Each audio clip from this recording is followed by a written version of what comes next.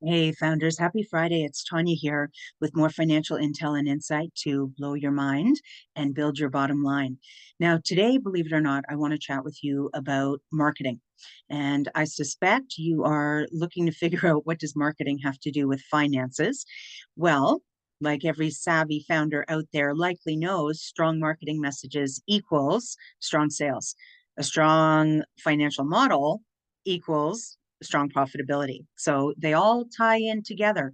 And that's really what we're going to talk about today is understanding how to make your marketing messages land, how to make them pop through using numbers, what we call creating quantifiable proof points and or marketing messages. So let's get started. All right. So if you're a financially fierce founder, you will have done all of this work through step 4, the weighted pricing process. If you're watching this and you're not a financially fierce founder and you're thinking, what does she mean? Here's the work, because there's some pre-work to do before you get to quantifying your messages. Here are the steps that you need to take. Number one, you need to identify what product or service you're going to use for this exercise. So you need to settle in on one. Number two, you need to identify the target audience for this product or service. So who needs what you have, specifically product or service, who needs what you have, needs it now, and can afford it. So identify your target audience, niche down. Step 3 is you need to establish what we call decision-making criteria.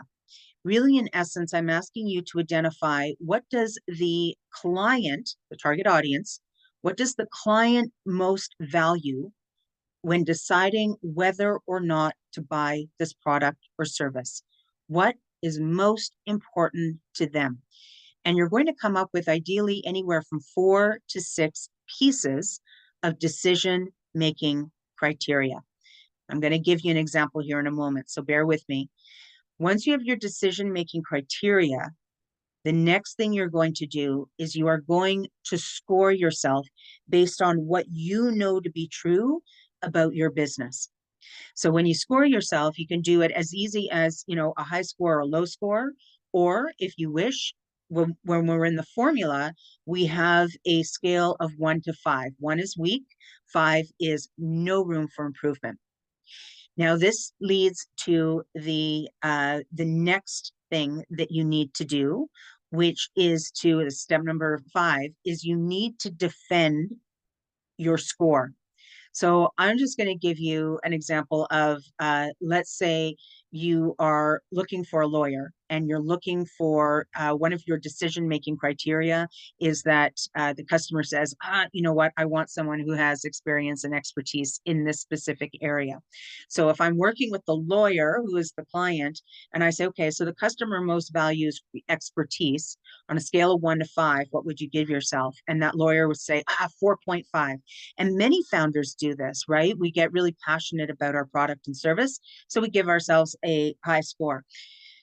Sometimes it's low, but I'll get to that in a moment. So when you score yourself, if I'm working with that lawyer and they say a 4.5, I actually push back and I get a little belligerent maybe, and I go, okay, well, tell me then a 4.5, no room for, well, a little bit of room for improvement. That's a high score, right? I need you to defend that now.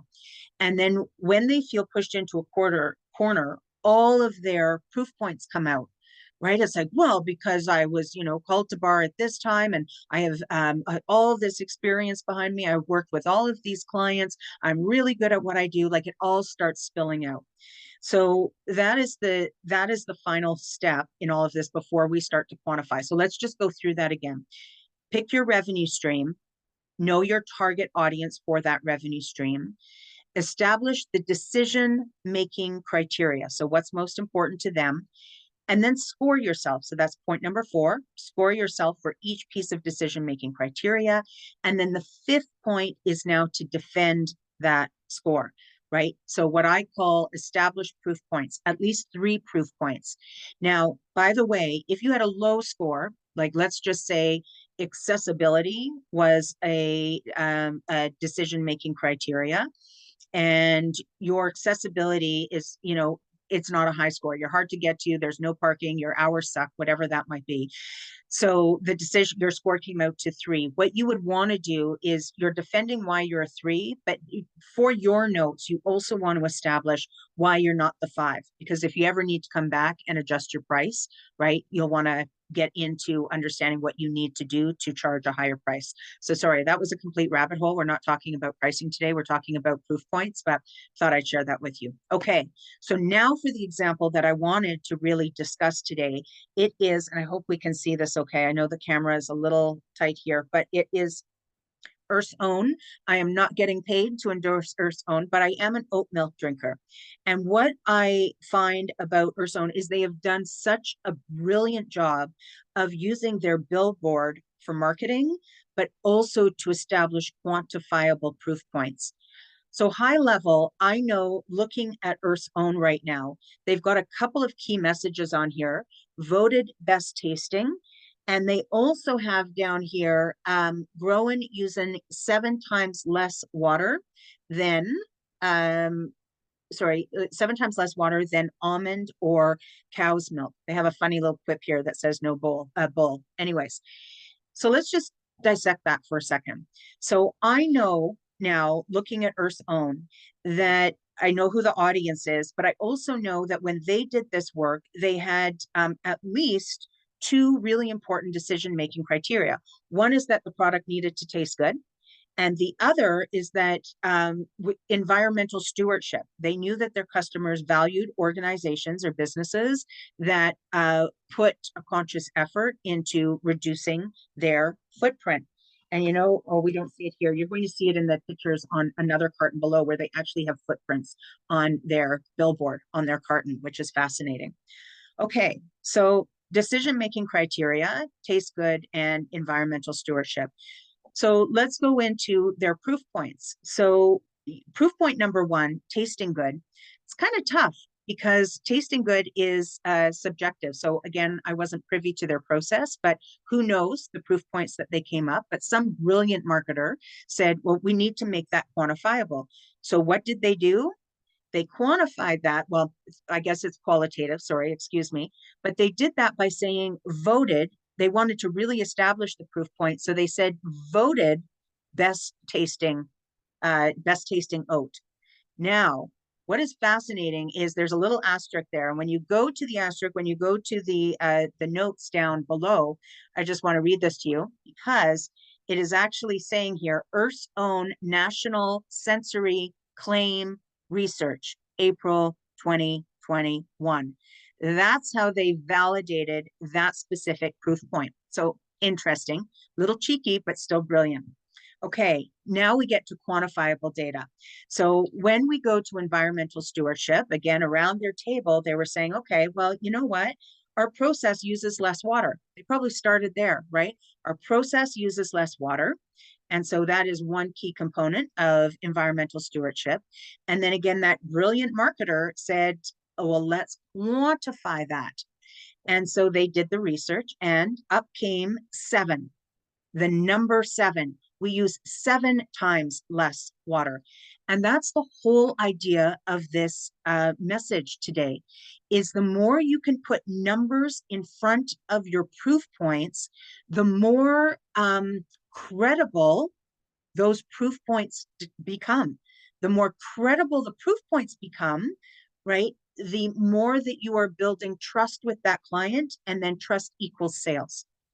So that's the whole idea. Now, on another carton, I have to tell you, if you turn over on the larger, I guess it's the 1 liter plus, but when you turn over the carton on the other liter, they, on the other product, they have, I'm getting really excited, they have a number of other proof points there that are quantifiable. So it says you can reduce your carbon footprint by up to 1/2. And in French, they talk about the 50%. They talk about 4 grams of protein. So again, establishing another decision-making criteria because it's about now the health of the product. But instead of just saying that it's got protein, it's actually establishing how much protein specifically, right? 0 preservatives. So you're going to now, after this post, I hope as you go forward, you're going to start looking at marketing messages and actually see the difference between marketing messages that are flat. Yeah, we have experience. Yeah, we taste good, right? I'm trying to think of other ones. Yeah, we save you time. Yeah, we save you money, right? If you can turn those into quantifiable proof points, so exactly how much time are you saving them, right? Again, we use the example of tasting good. It wasn't a number, but they did uh, qualify it through the voting process. But if you're saving time, saving money, if you can look back and realize how much money you've made for clients collectively, cumulatively, right? Whatever that looks like, the more you're able to attach a number to it, the more you are able to build clarity and conviction and confidence in the messages that you're sharing for each one of those proof points, and the greater that those will lead to your sales. All right, I'm going to leave it there because I've gone over time, but the bottom line is this, right? Adding numbers to your proof points helps sell your message. Okay, keeping it really simple. This is it. This is it. Tanya signing out, but reminding you that you've got to know your numbers if you're going to nail them. So let's do this together. If you like this post and you're interested in learning more, I come at you every Friday with another tip. I also, in the link below, you'll find the link to the post in its entirety with all the pictures, and oftentimes there's free downloadable tools. So don't forget to hit like, subscribe, and we will see you next week. Bye for now.